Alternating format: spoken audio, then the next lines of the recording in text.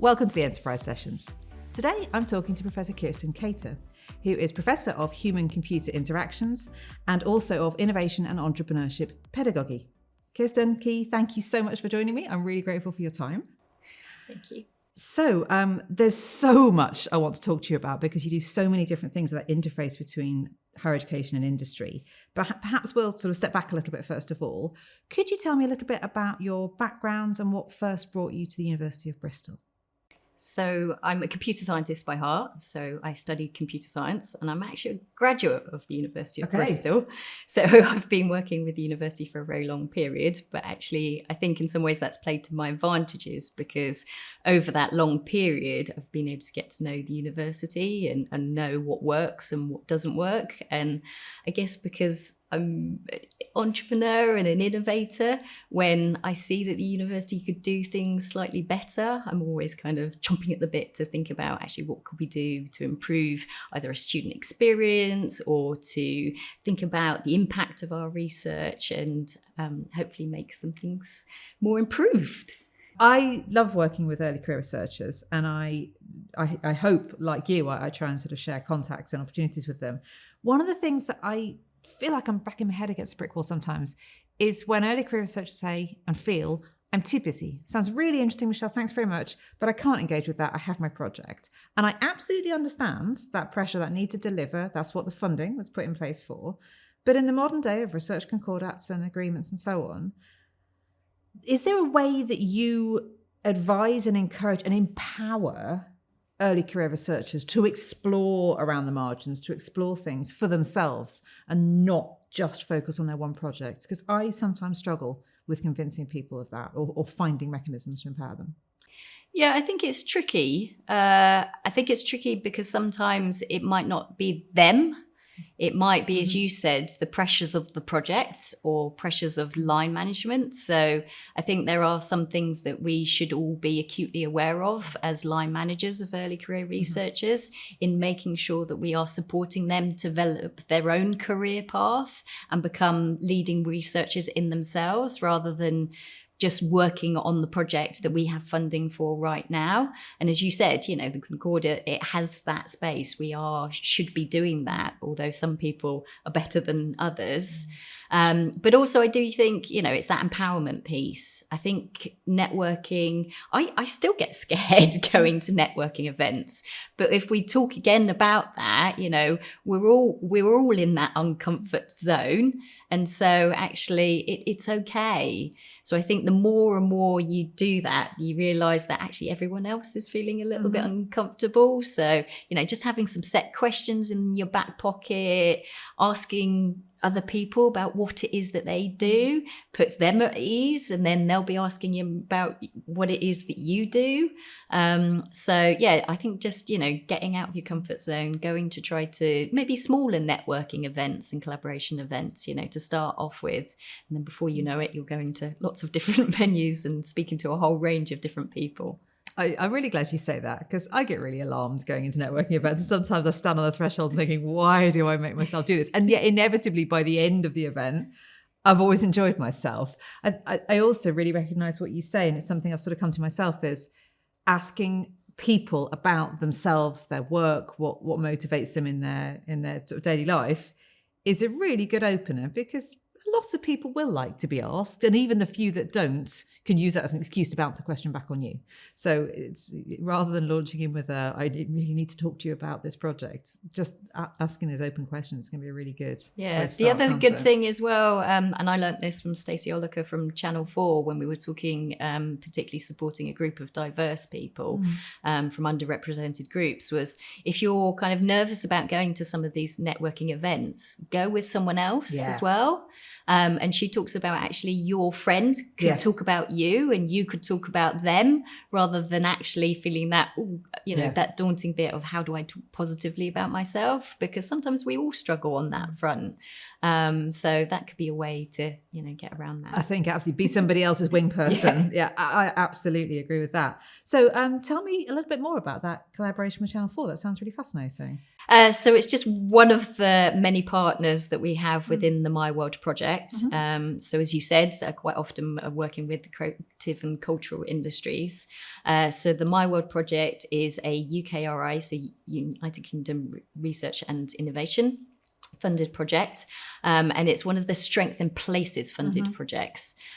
So we were very fortunate to have £30 million of investment, plus another 16 from all of our different partners, and again a whole range from very large corporate organizations through to community partners.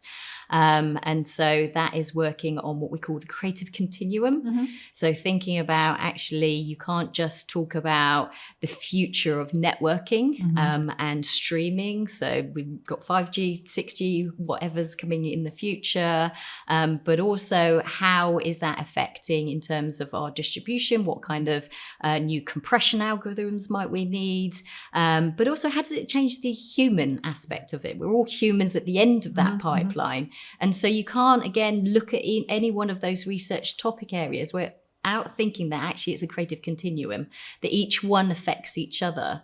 And so, yeah, it's a very exciting research project. So we've got some very core, deep depth research topics. But also we've got money to spend on experimental productions. There's lots of research and development calls that are coming out to fund research innovative projects, but also fellowships too. And then within that project, I lead all the skills and training because there's a massive skills gap within the UK in terms of this innovative space. And so what can I do with my fellow colleagues from the other 3 universities as well? So we're working with the University of West of England, University of Bath and University of Bath Spa. To think about, actually, as academic institutions, what can we do to support the education and training of things like, virtuality or augmented reality in my space, but a whole suite of different technologies like virtual production coming, and how is that changing that sector? And so that's why it's been fantastic to work with so many different collaborators on that project, because you really do need that different inputs to think about, actually, where's the future going? Where do we need to train people up for those jobs of the future? I think that's so important, because I think when you and I started out in our careers, most education offered by universities would be quite disciplinary, quite specific, quite sort of purely academic. And that's just not the landscape we're looking at anymore. So to really deliver education, whether it's whole degree programs, PhDs, whether it's micro credentials for upskilling existing workforce, we need to be working with industry partners. We can't figure it all out on us, and academic partners as well. And I'm aware of that collaboration with the 4 Bristol and Bath universities. I think it's a really, really rich seam for us to dip into, in creative and in other areas as well. Yep. No, I mean, we've all got our strengths, and we've also got all our, weaknesses, and Absolutely. that's fine. So actually, by working across the partners, it means that we can deliver something that's really exciting and meeting that need. So as you describe just some of the things you've done in your career, it's enormously diverse, so many different interests.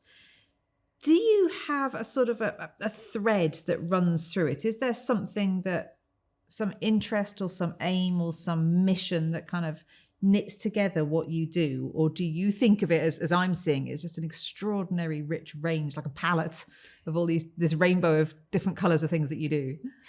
I guess for me, it goes back to my heart of, I am a computer scientist, but I'm a human-computer interaction. So for me, it's what can I do to understand people? And then it comes in with the innovation entrepreneurship element. So actually, you've got a problem. I'm suddenly excited about that. Is there any way that can I use my network to help you?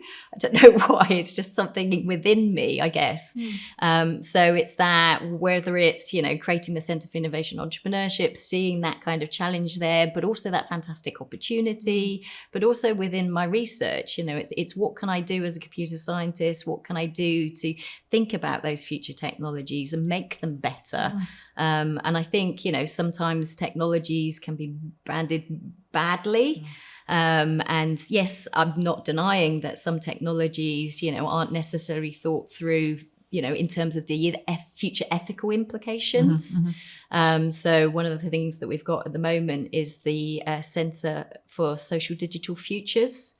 And some of the work we're doing there is fantastic in terms of eye-opening, being able to spend lots of time working with social scientists like Professor Susan Holford and David Southerton, thinking about actually what theories and methods do they use, and what do I do within the technologies and the other technology affordances that we're looking at, like artificial intelligence, high performance computing networks, but also robotics, what the future of those technologies, and thinking about the ethical implications for that. So what are our social digital futures going to be like? Often they can be very branded, very utopian by certain organizations. This is coming, you have to engage with it, it's going to look like this. Other times they're kind of branded in a kind of very dystopian way. Oh, you should be really scared of this technology, it's going to be disastrous, it's going to change. And I think actually within the centre, it means that we can actually think about, well, what is that future? Who are the actors in that space?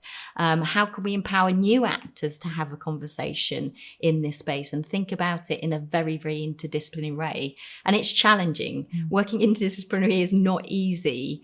But for me, it's really exciting because I realize actually, no, I need to change my mind. I need to think about actually you're looking at it from this viewpoint. I think that's really fascinating for me. So if I can be a better researcher by learning, I'm not going to say that I'm suddenly going to become a social scientist, but learning and understanding how they look at that problem from a different viewpoint means that I then become a better researcher and still a computer scientist, but in a different way. What you described to me there about what happens, the interfaces between different areas of research, is what to me exemplifies what I love about Bristol. The university, the city, it really motivates me. But there are plenty of researchers who would find that very uncomfortable to engage directly with, to work deeply with people with very different expertise. You are often coming at it with quite different languages, quite different baseline understandings. Some people, many people, would find that intimidating or just not appealing. Do you ever find that difficult and overcome it, or do you love it so much it's not difficult?